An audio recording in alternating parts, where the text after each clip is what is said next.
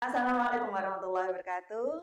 Apa kabar Sobat Ramah? Kita berjumpa kembali dalam program Kembang Podcast, Kemenak Rembang on Podcast. Kali ini kita mengundang narasumber yang telah mencetak prestasi yang sangat gemilang seantero Indonesia ya.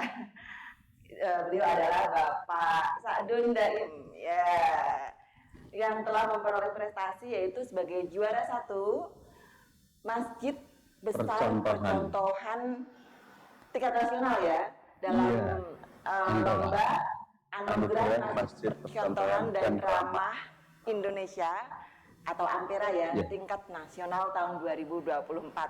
Sebelumnya kami ucapkan selamat ya kepada Masjid Al-Islah, kepada Bapak Sa'dun Daim dan segera takmir Masjid Al-Islah. Wah, luar biasa Pak. Ya, ini juga kami mengundang Bapak Sarip SPDI selaku Kepala Seksi Dimas Islam Kemenak Rembang yang sangat berperan ya terhadap Masjid Al-Islah ini sehingga mengantarkan ke juara 1 Masjid Besar Percontohan tingkat nasional. Luar biasa ini Pak. Pak Sarip mungkin bisa diceritakan dulu ya Pak ya. Bagaimana sih ini cerita awalnya Masjid Al-Islah ini bisa menjadi juara 1 Masjid Percontohan tingkat nasional, Pak? Baik, Mbak Iko. Iya. Terkait dengan Ampera Anugerah Masjid Percontohan 2024 ini berawal dari adanya surat dan juknis yang diterbitkan dari Dirjen Dimas Islam Kementerian Agama Republik Indonesia. Insyaallah kalau tidak salah ingat tanggalnya itu tanggal 7 Juni 2024. Nah, setelah itu kami segera untuk menindaklanjuti adanya surat tersebut dan juknis tersebut untuk mensosialisasikan juknis tersebut melalui share kepada KUA Kecamatan se-Kabupaten Rembang untuk supaya disampaikan atau diinformasikan kepada seluruh jajaran takmir masjid, baik itu Masjid Agung, Masjid Besar, Masjid Jami', masjid di tempat publik, maupun masjid bersejarah. Dari berbagai kategori. Dari berbagai macam kategori tentunya.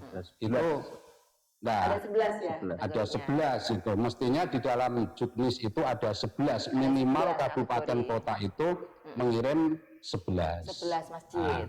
Ini langkah yang pertama Mbak Ika yang kami lakukan yaitu sosialisasi.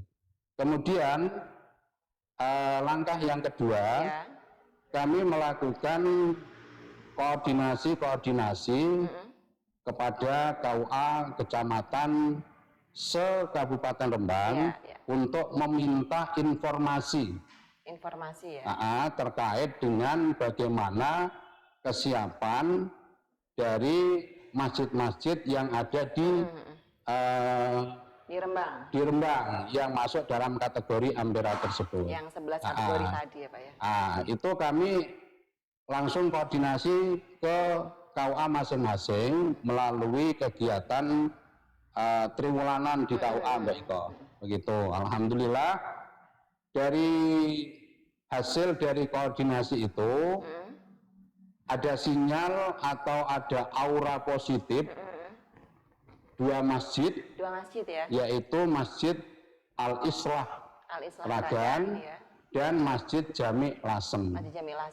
Itu sinyal yang kuat yang ada merupakan hasil dari koordinasi kepada KUA tersebut, sehingga kami bersama tim Ampera yang ada di Kabupaten Rembang kemudian berdiskusi dan sekaligus menetapkan Masjid Al-Islah Ragan kami ajukan sebagai Masjid Besar Percontohan di tingkat provinsi dengan penetapan SK dari Bapak Kepala Kantor Kementerian Agama Kabupaten Rembang. Ini begitu Mbak Iko. Menuju provinsi ya, langsung menuju provinsi. Jadi tentu pertama kali tadi melalui seleksi di tingkat kabupaten dulu dengan sistem atau dengan cara, dengan mekanisme koordinasi dengan kepala-kepala kawah itu. Begitu Mbak Ika ceritanya. Wah. Okay. Iya. Lantas kemarin sudah ada kunjungan ya sebelum pengumuman di Solo kan sempat ada kunjungan dari Bapak siapa? Kasubdit ya? Kasubdit Kemasjidan. Pak Akmal ya. Itu kesana kok kayaknya sudah terpesona gitu ya dengan Masjid Al-Islah ya. Padahal kalau sekilas ya kalau dilihat oleh masyarakat ya, masyarakat umum sepertinya nih masjidnya juga biasa-biasa aja ya. Iya, bangunannya juga nggak mewah-mewah amat ya. Kalau ngomong mewah tentu ada yang lebih mewah. Yang baru Bangunan baru kan sekarang lebih mewah-mewah gitu ya Pak ya. Nah ini saya penasaran nih, apa sih yang membuat Masjid Al-Islah ini ditunjuk oleh Kemenak Rembang menjadi juara 1 Provinsi Jawa Tengah hingga menjadi juara 1 tingkat nasional, Pak? Oh begitu. Sebagai masjid besar percontohan, Pak. Baik. Apa sih dari sisi apa sih nilainya gitu? Kira-kira dari sisi apa? Tentu ketika kami mengusulkan Masjid Al-Islah Kragan itu adalah sebagai masjid percontohan di tingkat provinsi, kami ada beberapa pertimbangan, yaitu yang pertama adalah pertimbangan idaroh. Ya. Kami melihat setelah kami bertemu dengan Pak Sakdun selaku Ketua Takmir Masjid, saya minta informasi terkait dengan idaroh atau pengelolaan itu ternyata yang menarik buat saya, Masjid Al-Islah Kragan itu mempunyai website, ya, kemudian komplit Pak ya. Komplit, artinya media sosialnya itu komplit. Jadi IG-nya ada, YouTube-nya ada, iya akun-akunnya itu komplit semua. Nah ini yang menarik buat saya, karena tidak jarang. Nah ini biasanya kalau ngurus musola masjid kan lillahi ta'ala. Lillahi ta'ala, ya. Jadi ternyata Kragan mempunyai kelebihan dari sisi sosial medianya itu. Mudah-mudah begitu ya. Nah, itu yang pertama Mbak Ika. Yang pertama. Yang kedua, kami melihat dari aspek dari aspek imarahnya, dari kemakmurannya. Ya, kemakmuran masjid tentu dari sisi peribadatan, kemudian dari sisi majelis taklimnya, pengajiannya, kemudian dari sisi pendidikan untuk anak-anak TPQ itu full ya, itu ternyata ada semua Mbak Ika. Ya, itu dari aspek imarahnya ya. Kemudian dari aspek riayah tentu kami melihat waktu itu satu dari penyediaan tempat parkir. Tempat parkir kendaraan itu sangat luas sekali sehingga berapapun jumlah kendaraan yang masuk dalam acara mungkin sholat Jum'ah atau sholat Idul Adha, Idul Fitri, insya Allah itu sangat mencukupi. Itu di Pantura ya Pak ya? Apalagi di Pantura. Orang agak susah ya mencari masjid yang strategis. Salah satu faktornya adalah parkir. Ini sangat menentukan sekali Mbak Ika, parkir itu. Air ya, karena aman ketika parkir di situ tentu merasa aman kan, karena parkirnya sangat luas sekali. Ini dari aspek riayahnya. Ditambah satu lagi saya tertarik itu karena ada peninggalan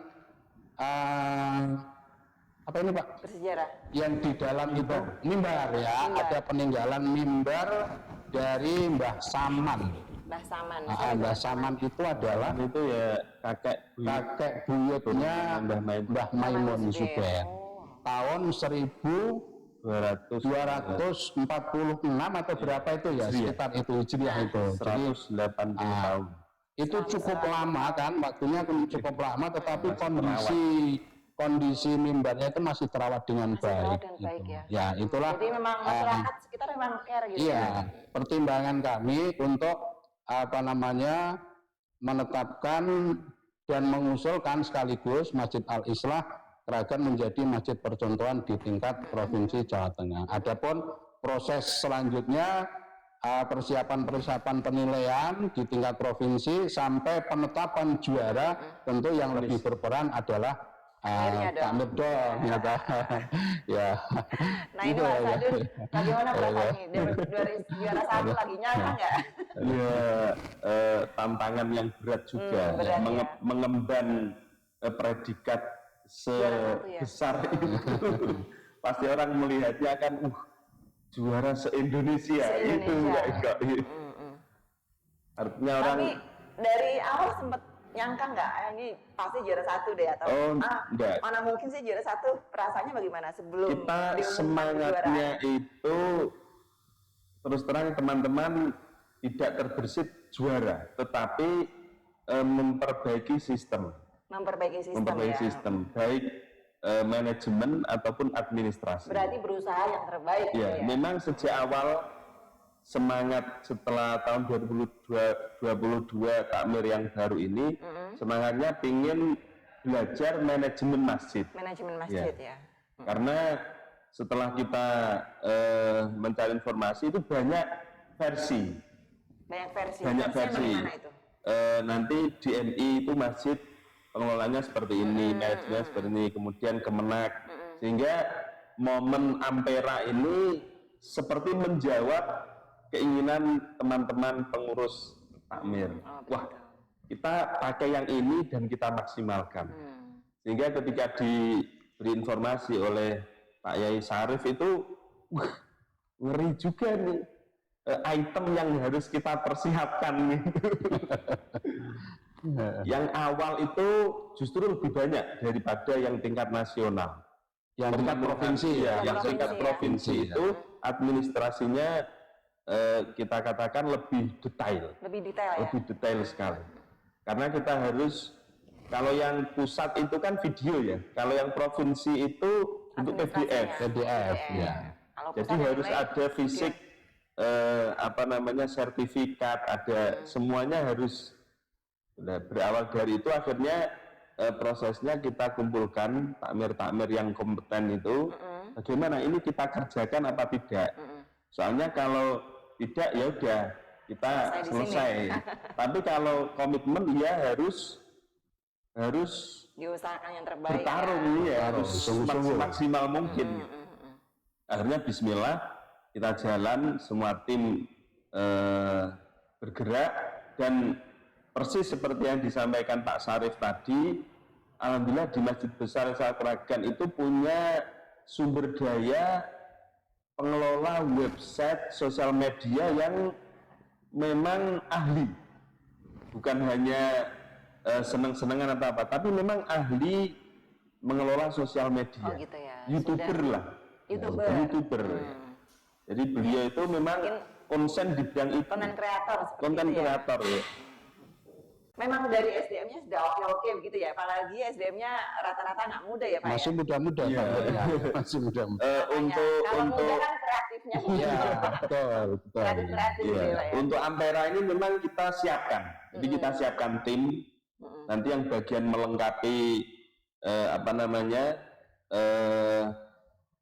perlengkapan barang itu siapa, nanti yang garap administrasi siapa. Kemudian yang fokus tentang media sosial ada sendiri itu ada sendiri.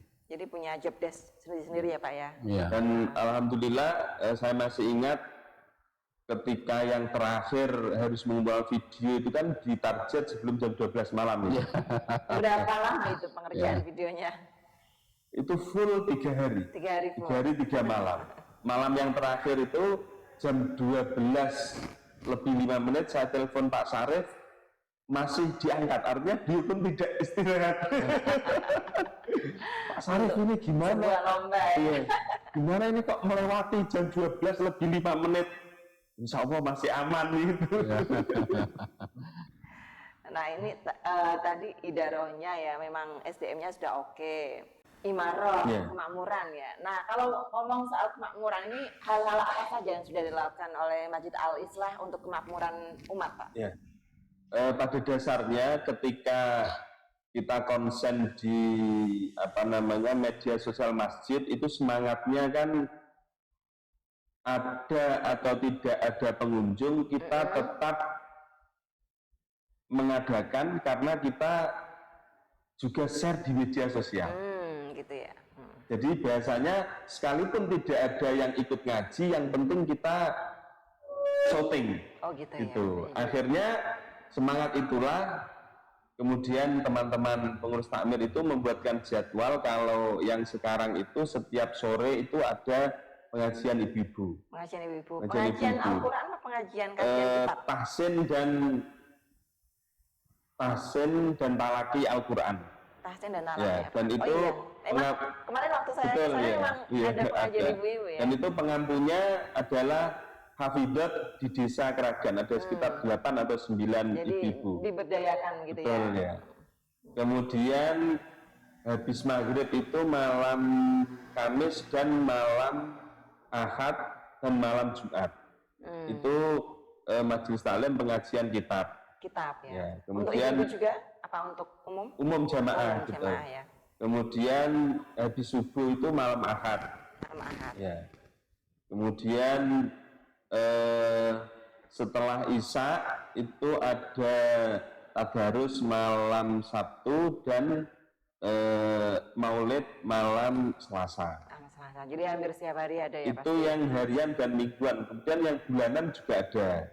Yang bulanan apa itu, Pak? Yang bulanan itu dalam bentuk kita kerjasama dengan komunitas Al-Khidmah itu. Jadi mulai habis maghrib itu Yasin tahlil, dilanjutkan sampai Isya itu manakib dan mawaid. Bukan itu, selapanan ya Pak, semacam selapanan itu begitu? Itu Selasa minggu pertama. Minggu pertama. Tiap bulan. Tiap bulan ya? Ya. Kemudian di event-event hari besar kita juga aktif. Kemudian kegiatan sosial itu per 3 bulan kita donor darah. Donor darah ya? Betul ya. Ini kalau donor darah itu memang sedikit ya sepertinya masjid di Rembang yang berpartisipasi kegiatan donor darah ya Pak ya? Ya, hampir ya nggak ada. Dan itu memang kita yang minta. Jadi gitu. Sebelumnya itu tidak di masjid. Terus bagaimana kalau di masjid? Oh begitu.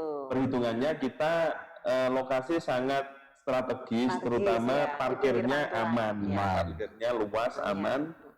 Dan alhamdulillah persis hari Rabu kemarin itu dari Kepala PMI Rembang bekerja sama secara formal dengan MOU dengan Masjid Sarasah. MOU, sudah ada MOU-nya. Yeah.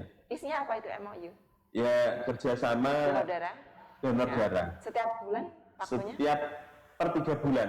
Sesuai jadwal pendonor itu. Oh pendonor ya. Yeah. Ini jadi siapapun boleh ikut donor darah. Di Masjid Sarasah Keragan termasuk kalau bahasa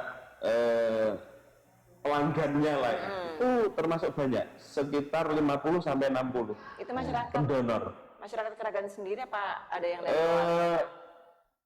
Di dekat masjid itu kan ada pasar besar itu. Dan itu banyak peserta dari pedagang, dari pengunjung pasar itu banyak. Ya. Jadi mereka sudah punya jadwal ya. Kalau tanggal sekian itu donor darah di masjid itu sudah. Ya selain sosial juga donor darah sebenarnya juga sehat ya Pak ya. Kesehatan pribadi. Oke. Itu dari segi imarah. Lantas riayahnya seperti apa Pak? Riayahnya? Fasilitas yang ada di masjid seperti yang viral di media sosial itu sejak tahun 2005 masjid itu memang renovasi total 100% dibongkar 2005. Itu pembangunan masjid yang sekarang itu dan diresmikan 2015. Siapa yang meresmikan? 10 tahun waktu itu ya Pak Bupati. Pak Bupatinya ya. Jadi praktis 10 tahun pembangunan sehingga kemarin kita juga berkunjung ke insinyurnya, ke arsiteknya. Arsiteknya ya. Ya, itu Pak Marianto. Itu kalau di wilayah Pantura, Rembang, Tuban itu sudah masyhur. Oh, sudah masyhur. Ya. Spesialis masjid seperti itu. Spesialis masjid ya. Beliau menceritakan memang Masjid Keragan itu beda dengan masjid yang lain. Bedanya di apanya? Kalau Masjid Kragan itu rata-rata masjid itu kan renovasi 50%. Jadi ruang utamanya masih, serambinya yang dibongkar dibangun. Tapi kalau Masjid Kragan itu tidak. Jadi tanahnya disiapkan dulu, gitu, kemudian didesain, sehingga letaknya itu sangat strategis. Oh gitu ya. Maka kalau dilihat dari atas itu, dari drone yang viral di media sosial, itu masjid benar-benar di tengah. Di tengah ya? Di tengah lokasi di tengah ini. Lokasi keseluruhan masjid. Jadi kalau diambil gambar dari atas itu tidak terganggu dengan pemukiman warga. Tidak mengganggu pemukiman warga ya. Kalau masjid rata-rata kan imamannya itu persis bersebelahan dengan rumah-rumah warga. Seperti Masjid Lasem itu kan selatannya sudah rumah. Tapi kalau Masjid Kragan tidak. Jadi dikelilingi lokasi yang kosong, di tengahnya itu masjid. Lokasi yang kosong itu masih lahannya masjid itu? Masih ya. Jadi memang lahannya luas ya Pak? Luas, betul. Itu bagaimana ceritanya bisa dirombak 100%? Apakah tidak ingin meninggalkan istilahnya sisa sedikit dari sebagian peninggalan masjid sejarah, masjid lama. Masjid lama ya. Kenapa? Alasannya apa kok? Jadi waktu itu terkait dengan geografis lah, letak geografis, karena rata-rata masjid lama itu kan hampir kendalanya adalah lahan parkir. Parkirnya ya. Sehingga waktu itu tanah sebelah selatan itu kan tanah pemerintah, pasar, kemudian kantor dinas, itu diminta oleh pengurus takmir, dan setelah dibebaskan, masjid lama benar-benar dibongkar, tetapi setelah masjid yang baru ini jadi, letak atau titik masjid lama itu dipagar. Oh, dipagar. Dipagar, dan prasastinya masih ditempelkan bahwa ini masjid lama, betul. Itu yang tengah-tengah itu terus dibuat apa? Yang lahan yang dipagar itu kan cukup luas kan? Iya, betul. Dibuat apa biasanya? Seiring berjalannya waktu, karena di situ dipagar permanen, itu kemudian dimanfaatkan untuk penjemputan dan pemberangkatan jamaah haji. Oh. Betul. Jadi kalau pemberangkatan jamaah haji itu kita pasang terop di situ. Oh, gitu. Jadi kemudian tidak panas ya. Tidak panas dan aman, betul. Tidak mengganggu jamaah di dalam betul, masjid dan tidak mengganggu parkir ya. Dan keluarga yang berkunjung itu bisa salaman tapi tidak bisa masuk. Tidak bisa. Gitu, steril. Dibuat steril, wah keren. Iya. Lantas efek dari sudah meraih juara 1, habis itu ada pengalaman yang ini enggak? Misalkan tiba-tiba banyak yang berkunjung ke masjid tersebut atau bagaimana? Mungkin itu sudah kita persiapkan. Pasti nanti setelah menerima juara ini, banyak teman-teman dari masjid yang akan berkunjung untuk studi banding atau sekedar penasaran. Pengen tahu. Dan itu sudah kita alami sejak penetapan di tingkat provinsi. Wah. Ya, kita sudah banyak menerima. Penasaran orang ya. Iya. Karena memang seperti yang disampaikan oleh Pak Akmal waktu itu, memang desainnya masjid percontohan itu ya tempat untuk mencontoh seperti itu. Sehingga waktu penetapan di tingkat provinsi itu sudah banyak yang mulai bertanya kelebihannya apa, kegiatannya apa. Dan kita sampaikan, bahkan file yang kita kirim ke panitia tingkat provinsi itu yang kita kirim ke mereka juga. Dan setelah mereka mengkaji, mempelajari, mereka baru pantaslah kalau juara seperti itu. Sangat rapi ya. Sangat lengkap dan sangat rapi ya. Iya. Rencana ke depan seperti apa nih Pak? Tentu juara 1 ini. Sebagai masjid percontohan, kita kalau bahasa kita ini merupakan awal dari pembenahan sistem baik yang ada di dalam ketakmiran itu sendiri ataupun fasilitas. Karena kita sadari semakin banyak pengunjung tentu semakin banyak kekurangan. Mulai dari namanya juga orang banyak ya. Betul. Dan sampai hari ini pun sudah banyak yang masuk saran-saran dan usulan-usulan untuk kebaikan ya, untuk kebaikan ya, untuk kemajuan ya. Kemarin waktu diskusi dengan Pak Kasubdit ya, waktunya sana sempat terlontar juga bahwa ternyata di sekitar masjid itu banyak warga non Muslim juga ya, dari etnis China gitu. Dan masjid itu ternyata digunakan juga untuk diskusi tentang isu-isu aktual, kerukunan beragama. Itu gimana tuh ceritanya tuh? Hubungan baik antara masjid dan penduduk sekitar itu sebetulnya sudah berjalan ya sudah sangat lama sekali. Bahkan ketika saya masih kecil itu sudah biasa melihat seperti acara maulid itu yang datang ya mereka-mereka orang-orang non-muslim itu. Bahkan karena di antara mereka banyak yang berdagang furnitur itu, kalau kursi panitia kurang itu dipinjami itu. Gitu ya. Luar biasa. Iya sih berkah juga ya tentunya ya. Sehingga kegiatan mereka ngobrol, jagong, berkunjung di masjid itu ya hal yang biasa. Itu. Ya.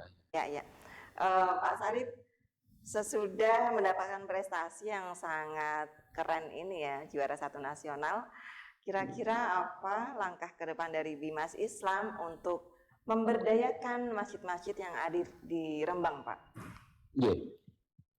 Begini Mbak Iko, sebelum kita berbicara terkait dengan rencana ke depan untuk bagaimana masjid di Kabupaten Rembang ini supaya bisa lebih berdaya lagi, perlu kami sampaikan sedikit terkait dengan proses menuju ke nasional. Proses menuju ke nasional ya? Memang boleh, Pak.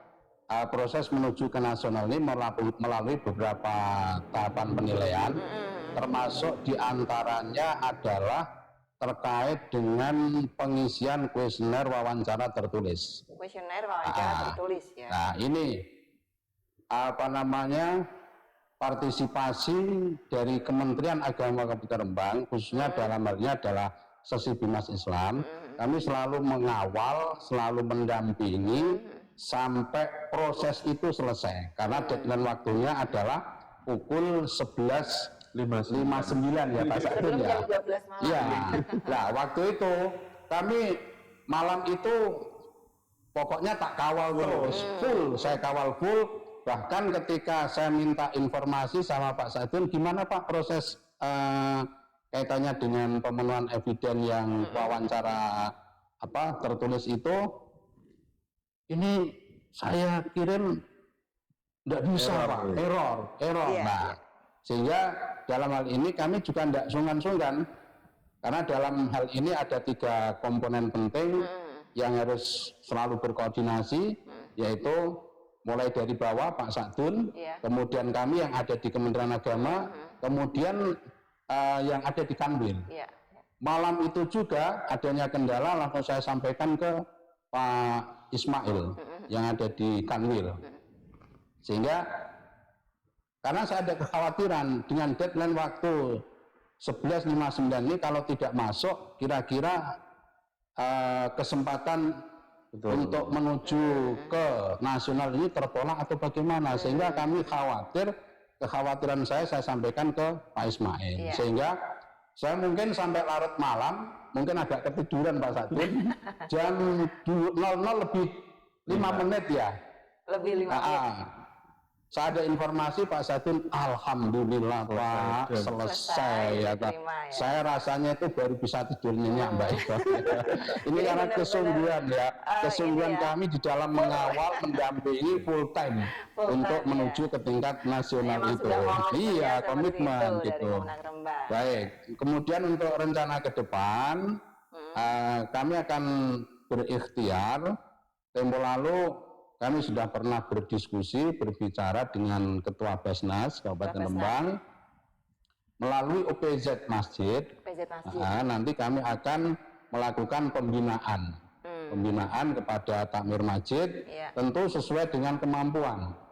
Awalnya mungkin kami akan melaksanakan kegiatan itu takmir masjid besar, kecamatan, agung dan besar. Kemudian nanti harapan kami dari hasil pembinaan itu takmir masjid besar di masing-masing kecamatan bisa memberikan istilahnya sosialisasi atau ilmu yang diperoleh terkait dengan manajemen masjid ke masjid-masjid jami di lingkungan masing-masing. Rencana ke depan seperti itu, Mbak Ika. Tentu kami tidak meninggalkan yang sudah dapat juara. Yang sudah mendapat juara tingkat nasional. Ini nanti adalah menjadi narasumber utama, harus lebih baik ini. Saya kira itu Mbak Ika. Luar biasa Pak Sadun, Pak Sarip. Obrolan hari ini sangat inspiring ya, Mbak, inspirasi untuk masyarakat, nggak hanya di Rembang, Jawa Tengah, bahkan di seluruh Indonesia sebagai untuk mengelola masjid besar di setiap, kalau masjid besar di setiap kecamatan,